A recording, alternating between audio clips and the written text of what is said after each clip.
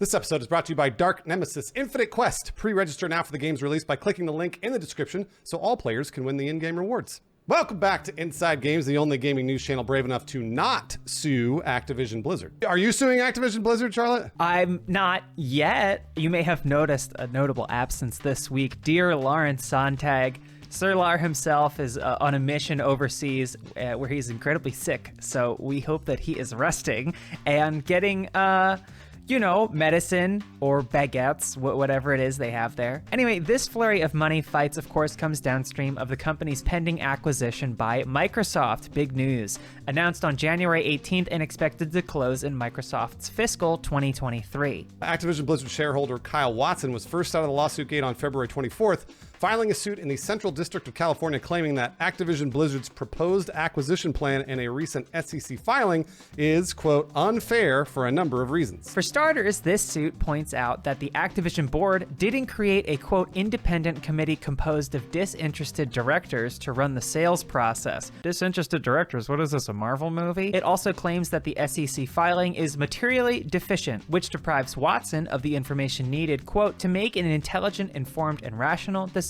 of whether to vote for or against this merger, violating sections 14A and 20A of the Securities and Exchanges Act of 1934.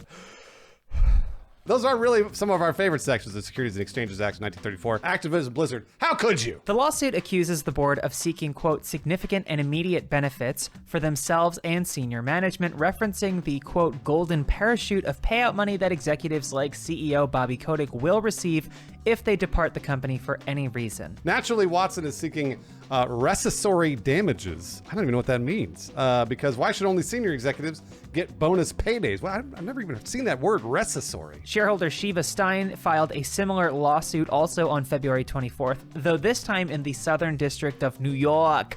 The filing reads similarly to Watson's, though it's primarily focused on the, quote, materially incomplete and misleading representations and information contained in the proxy statement in violation of sections 14A and 20A of the Exchange Act. Interestingly, as reported by Reuters by way of Polygon, Stein is something of a securities plaintiff hobbyist, in that she's second only to the SEC itself in terms of securities lawsuits filed. Between 2018 and 2020, the SEC filed 760 lawsuits.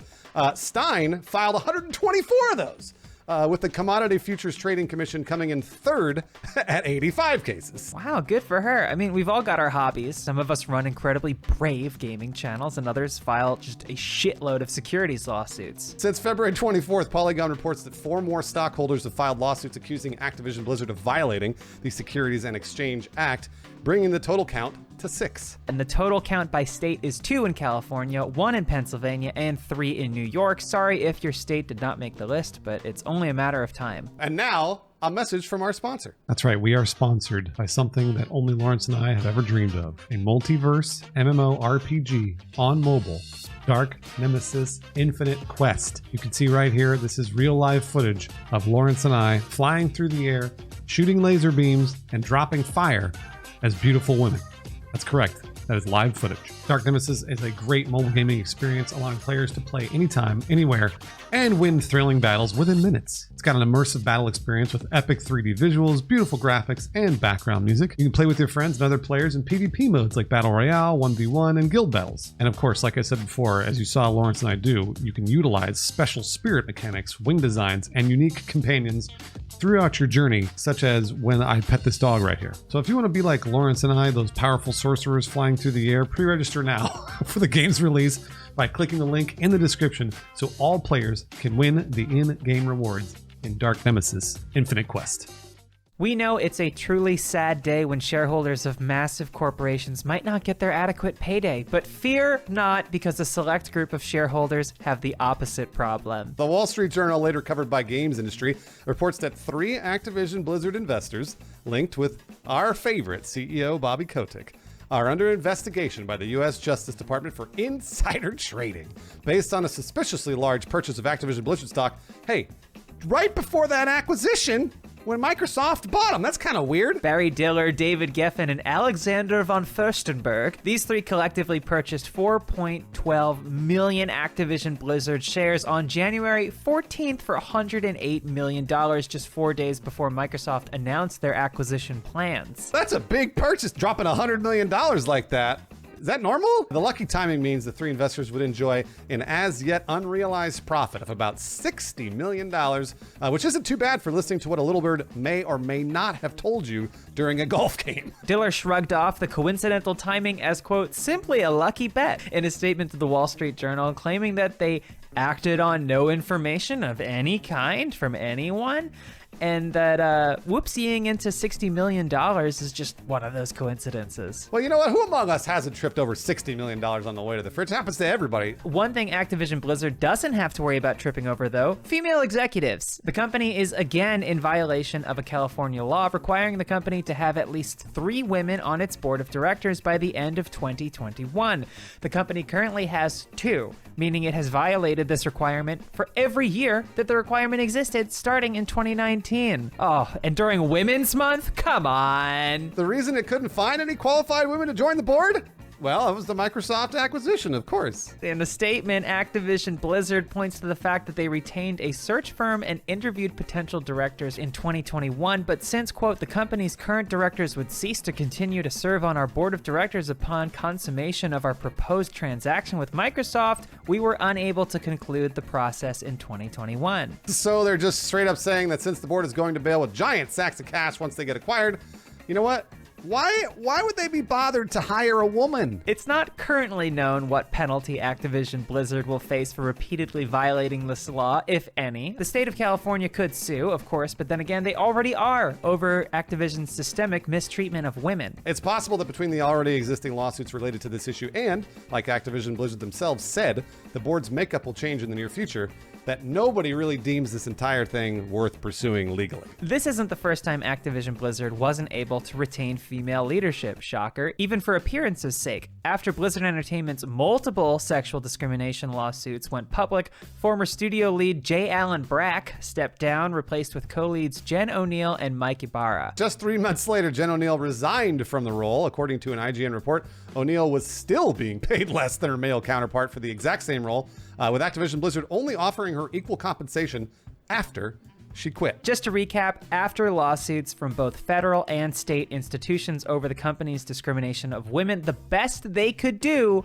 is offer one woman half of the lead role and still tried to pay her less than the man they put right next to her in the other half of the same lead role. We've reported on this a number of times on this show, and it never, ever, ever ceases to amaze me that they did that.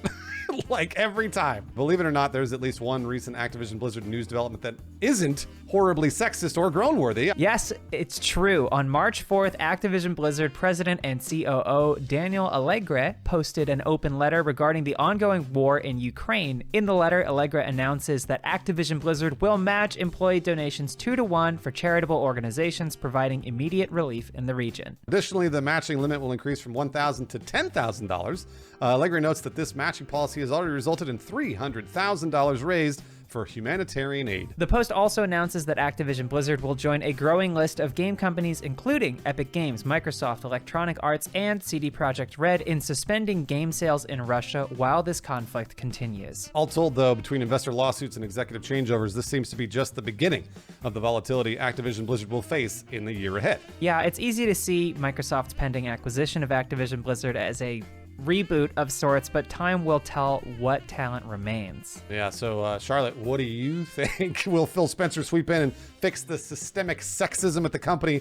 Or has everybody that made those games at Activision Blizzard, have they already left, all the people we loved? I don't know. I mean, like, I'm not surprised that there's not many women in leadership positions, because why would you want to stick around with such an awful and ugly atmosphere? I mean, this is a company all over so many industries where women just, one, are not given the opportunity to rise in the ranks, and two, have no incentive to stick around. They're paid less, they're treated like shit, so I don't know. Who knows what we haven't heard about, right? Exactly. And usually these things, and I hate to say it, are the tip of the iceberg. The stuff that we hear about through reporters and things like that, there's usually 75% more that we've never seen and will probably never see. And I hate to say it, but where there's smoke, there's fire. And I hope that Microsoft can overhaul Activision Blizzard and really get a much better culture restarted for them, because I feel for a lot of the people that work there, I know I have a lot of friends that work there, and I want them to work at a great company, be proud of the company they work for. Yeah, it really is a shame, because I know people that are working on things there, and they just really would love to have it separate from all of the other nonsense going on. So, I mean, like, a company is a company, but some are better than others, and I'm hoping Microsoft can do something to change the company culture. And the matching donations is good. It doesn't quite offset all of the awful shit, but hopefully the next time we cover Activision Blizzard, maybe it's all good things, hey? Right? I like that optimism, Charlotte. That's why we brought you on. I'm a foolish optimist, and I will stand by that those belief systems.